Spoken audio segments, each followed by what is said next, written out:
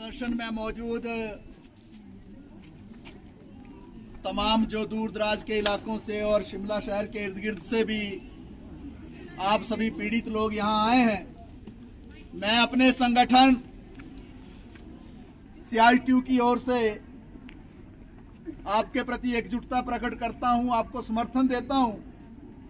और मैं देख पा रहा था आपका जब प्रदर्शन चल रहा था, बहुत सारे साथी तो ऐसे हैं यहाँ जो हमारे ही संगठनों में भी काम करते हैं।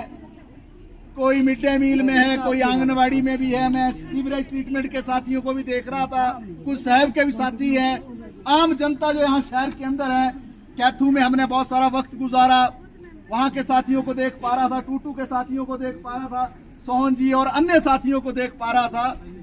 वास्तव में आज जो यहाँ आप सभी आए हैं, ये एक पीड़ा है, ये कष्ट है, दुख दर्द है, जिसको व्यक्त करने के लिए आप आए। आपने ये रास्ता इसलिए चुना जो सोहन जी ने आपके बीच में उस बात को रखा कि लगभग 2 दर्जन लोगों के पास आपने ज्ञापन सौंपे।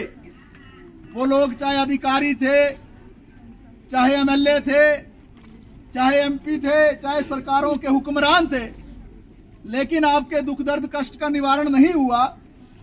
क्योंकि आपको मालूम है, ये जो जितनी भी बड़ी बड़ी कंपनियां चलती हैं, निश्चित तौर से प्रभावशाली लोग होते हैं। ये आम आदमी तो कंपनी नहीं चला पाता है, लेकिन ये जो सोसाइटियां हैं, कंपनियां हैं, जो इस तरीके का धंधा करती हैं, पूरा बिजनेस रन करती हैं या कारोबार करती हैं या कोई भी योजना चलाती हैं, चलाने वाले तो अमीर लोग होते हैं, लेकिन इसका परिणाम अंततः भुगतना पड़ता है आम आदमी को।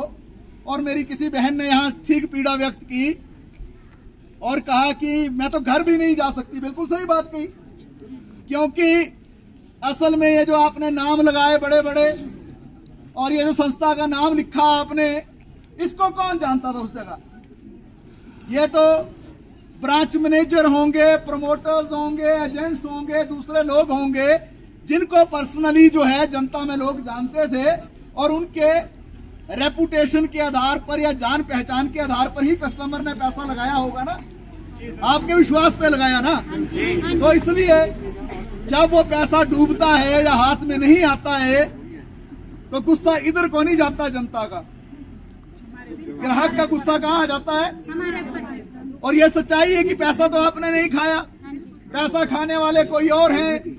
वो चाहे भाग गए, चाहे छिपे हुए हैं, चाहे कहीं भी बैठे हैं, लेकिन अल्टीमेटली अविश्वास एक दूसरे के प्रति चल रहा है कि शायद हम में से ही किसी ने गड़बड़ी तो नहीं कर दी सिस्टम के अंदर। तो ऐसी जो लड़ाइयां चलती हैं, इसमें गरीब ही गरीब के खिलाफ खड़ा हो जाता है, या मध्यम वर्ग ही मध्यम वर्ग के खिलाफ खड़ा हो जाता है, या जनता का एक हिस्सा जनता के दूसरे हिस्से के साथ खड़ा हो जाता है। और असल में बड़े बड़े लोग जो है बच निकलते हैं।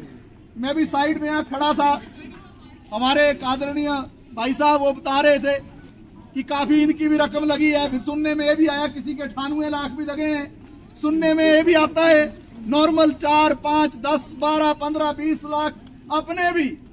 सिर्फ ऐसा नहीं है कि जो ग्राहक है, जो कस्टमर जिसको आपने वो उस योजना के दायरे में लाया, जिसको आपने जो उसमें जोड़ा स्कीम में, जिसने पैसा दिया, सिर्फ वो प्रभावित नहीं है, वो तो है ही है बेचारा।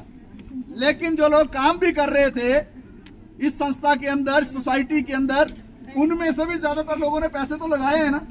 क्योंकि सबको उम्मीद क्या होती है, कुछ चर्चाएं ऐसी भी चलती हैं समाज के अंदर।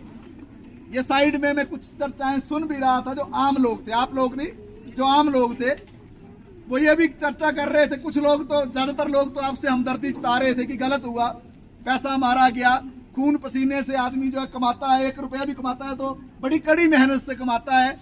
और जब वो पैसा जो है हाथ में नहीं आता है वापस लौट के, तो उसके दुख दर्द को तो वो आदमी समझता है, लेकिन जनता भी समझती है, ऐसा नहीं है, क्योंकि उसको मालूम है कि पैसा कैसे कमाया जाता है। लेकिन कुछ लोग ऐसे भी थे जो ऐसी चर्चा कर रहे थे कि किसने बोला जी जल्दी ज्यादा ब्याज लेने के लिए इधर को भागो, क्या पोस्ट ऑफिस खत्म हो गए थे, क्या LIC खत्म हो गई थी। ये चर्चाएं चलती हैं, लेकिन हकीकत क्या है जिसके पीछे जाना पड़ेगा। तो शुरू में एक भाई साहब ने यहाँ कहा था कि इस संस्था पर भी लोगों ने क्यों विश्वास कर लिया। इसलिए किया क्योंकि कहीं ना कहीं कोऑपरेटिव सोसाइटी के अंतर्गत अगर आप पंजीकृत होते हैं, कोऑपरेटिव सोसाइटी किसकी है? सरकार की। अगर आरबीआई के अंतर्गत आपको लाया जाता है, उसकी निगरानी में, तो आरबीआई किसका है? सरकार का। और सरकारें हम किस लिए चुनते हैं? कोई भी सरकारें हो, एबीसी, इसमें मत फंसो। इसीलिए चुनते हैं क्योंकि जिसपे विश्वास होता है उसको वोट देते हैं कि वो चलाएगा 5 साल सरकार को। तो जब उस सरकार की संस्थाएं जो हैं वो इन चीजों में इन्वॉल्व होती हैं, तो आम आदमी जो, उसको विश्वास पैदा होता है कि नहीं नहीं यार, आरबीआई इन्वॉल्व है, कोऑपरेटिव सोसाइटी इन्वॉल्व है, सब कुछ ठीक ठीक चलेगा, गलत नहीं होगा कुछ भी।